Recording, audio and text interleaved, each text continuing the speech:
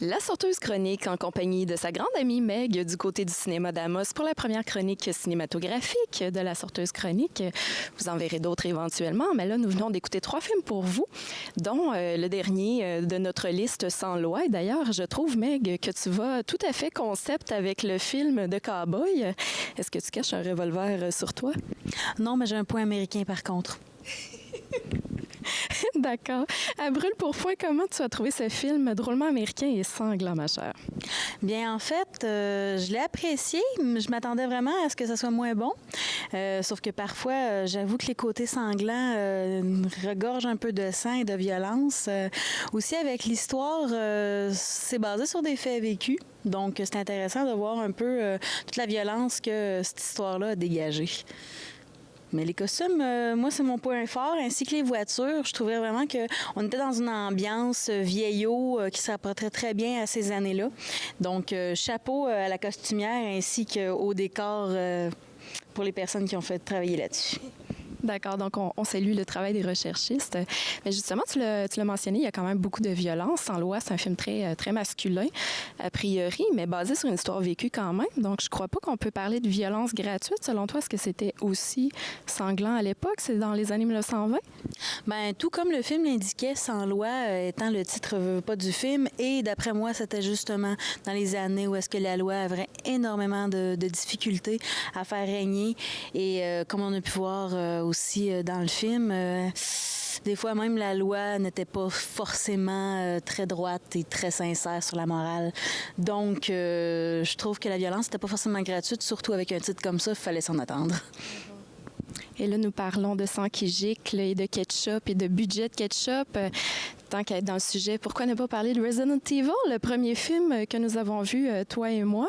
Si je le compare justement aux autres films, c'est différent parce qu'on revient toucher à des personnages qui ont été dans le premier ainsi que dans le deuxième, des personnages pour ma part que j'avais appréciés et que ça m'a fait un petit bonbon de les revoir, rejouer durant le film. Sauf que le problème majeur, je dirais, de ce film-là étant que c'est comme une parenthèse.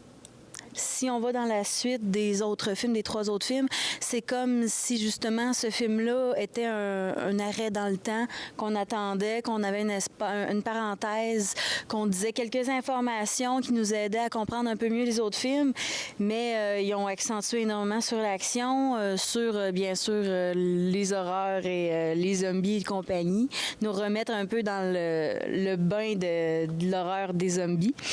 Mais niveau histoire, ça aurait pu être mieux, mais pour ceux qui sont amateurs justement un peu d'action, de sensations fortes surtout, parce que autant que moi que toi, je crois qu'on a eu des petits sauts dans ce film-là.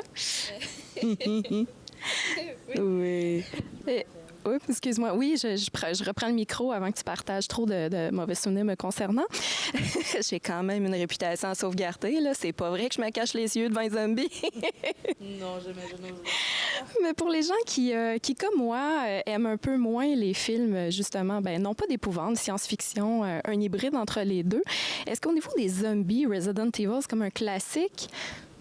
Je dirais pas forcément juste des zombies, mais c'est des créatures comme monstrueuses en général.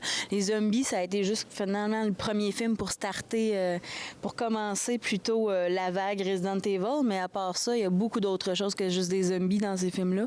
Donc, amateurs de science-fiction qui aiment bien passer un petit temps au cinéma relax à regarder un film qui va leur amener des émotions fortes, c'est un film à conseiller et comme justement tu l'as précisé, même si tu n'as pas trop compris, c'est pas une obligation d'avoir vu les 3 films avant. Parce que, bon, on comprend le sens que le personnage principal a un but et on le suit dans sa petite aventure et on revoit d'autres personnages. Si on n'a pas déjà connu les autres personnages, ce n'est pas grave. On peut quand même se mettre dans la peau du personnage qui doit survivre à cette horde de créatures diverses qui l'attaquent. Donc, ça finit quand même par être divertissant pour les gens qui n'auraient pas vu au départ. Et laisse-moi imaginer, mais je crois que les premiers films, il n'y avait pas de 3D à l'époque du début de Resident Evil. Est-ce que ça l'a ajouté quelque chose, tu crois, au film? Bonne question. Moi, je dirais qu'il y avait certaines scènes qui ont été justement chercher un autre aspect, justement avec un peu encore notre côté gigon de sang et de boyau. Parce que je crois que je me rappelle qu'il y avait une espèce de pelle ou de je ne sais trop quelle arme qui nous est arrivée presque dans les yeux. Donc, à ce niveau-là, on pouvait se mettre vraiment dans la peau du personnage qui fuyait cette espèce de gros... je pense que c'était un gros marteau. Cette espèce de grosse arme-là, c'était spécial de voir tous les boyaux en plus sur la dite chose. Bien, justement, pour se permettre d'oublier ces fameuses images de grande beauté, on se garde le bonbon pour la fin. Timothy Green, j'ai adoré ce film-là. C'est de Walt Disney, on s'entend qu'ils ont moins de budget de ketchup, mais un peu plus au niveau de la magie. Toi, qui es une amateur de science-fiction et d'animation, là, c'était simplement du visuel au niveau, une petite famille et tout ça. Il n'y a pas d'animation, mais qu'est-ce que tu as pensé de ce dernier film de Walt Disney? Les couleurs étaient géniales. Tout se passe vraiment durant l'automne. Et qui dit automne, dit veut pas les couleurs dans les arbres, dans les feuilles, tout ça. Et malheureusement, nous, pour l'instant, on n'est pas vraiment choyés par la chose. On a de la pluie. Sauf que dans le film, eux autres, ils n'avaient pas de pluie. Ils avaient que du beau soleil. Donc, les couleurs automnales étaient vraiment géniales. Ça baignait dans le rouge, dans l'orangé, dans le jaune. Et de un aussi, de deux plutôt, l'histoire est très mignonne. On s'y prend. Les personnages, le casting est génial. Je suis sûre que tu es d'accord avec moi. Les personnages sont attachants.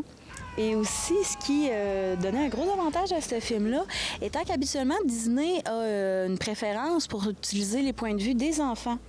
Comme étant donné Timothy Green étant le personnage principal, on aurait cru qu'on aurait eu droit à son point de vue tout le long. Mais non, pour faire changement, Disney a décidé de prendre un point de vue des parents. Ce qui n'est vraiment pas utilisé si souvent que ça. Et ça donne un charme incroyable au film. Parce que justement, en tant qu'adulte, on se met énormément dans la situation des parents qui essaient dur comme faire être des bons parents avec le petit Timothy qu'ils ont rencontré comme ça. Vous allez le découvrir en voyant le film, que je vous conseille fortement.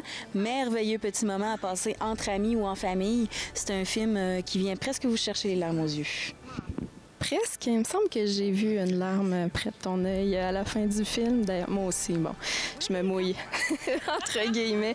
Mais tu l'as dit justement, le film est très beau, justement dans la façon de concevoir la maternité et la paternité versus les parents, ce qui est un sujet un peu moins exploité. Et visuellement parlant, effectivement, c'était tout à fait craquant. Et moi, j'ai adoré mon moment quand mon amie dessinatrice a vu que le film se passait dans une manufacture de crayons.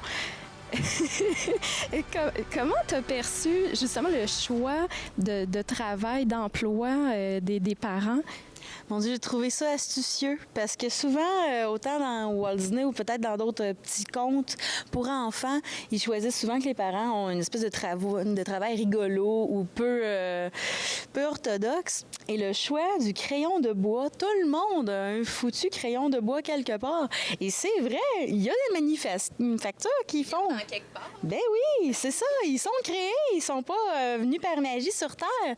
Donc, le fait est que le père travaille là-dedans et que la mère travaille aussi dans une connexion au crayon de bois. Je trouvais ça merveilleux. C'était adorable comme idée de manufacture. C'est original. Donc, purement magique, on vous le conseille fortement. Moi, ce serait mon coup de cœur des 3 films. Donc, je répète, Sans loi, Resident Evil et Timothy Green. Malheureusement, ce sont des films qui vont terminer à l'affiche au moment où vous allez voir la chronique. Cela dit, je vous annonce que Marie-Ève Guindon, alias Meg, ici présente, sera avec moi toutes les semaines pour annoncer aussi les films qui vont prendre l'affiche et je vous en parlerai également du côté de Radio Boréal tous les mercredis à 17h30 jusqu'à 18h. Et puis, en fin d'émission, aujourd'hui, je vous parlerai de la programmation à venir. Donc, plein de belles activités à mettre à votre horaire du côté du cinéma d'Amos, Ciné Bébé qui s'en vient, Ciné Famille. Enfin bref, on vous en reparle. Il y a l'Halloween aussi qui s'en vient, pas seulement des zombies dans Resident Evil. Merci beaucoup, Marie-Ève Guindon. Je te remercie, Vanessa, la sorteuse chronique. Oui, c'est Meg qu'il faut retenir. Donc, à la semaine prochaine. Merci beaucoup à vous.